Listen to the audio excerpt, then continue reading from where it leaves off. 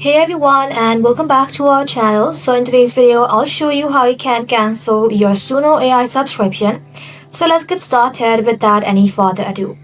For that, first of all, open up your browser in your PC and then in the search bar search for suno.com and then log into your account with your correct credentials.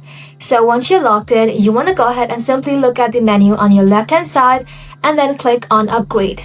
On this page, you'll then be able to find your current plan, and just like that, scroll below, and just like that, you'll see an option that says cancel plan. Go ahead and simply click onto it and follow the on-screen instruction to proceed with the cancellation process. Also, you will need to confirm your cancellation by clicking the confirm cancellation button again. And if you have some issues, you can simply go ahead and contact Suno AI contact support, and just like that, write an email requesting cancellation of your subscription and send it to the support team. And that's it, your subscription will be cancelled. Thank you for watching it till the very end and stay tuned until our next upload.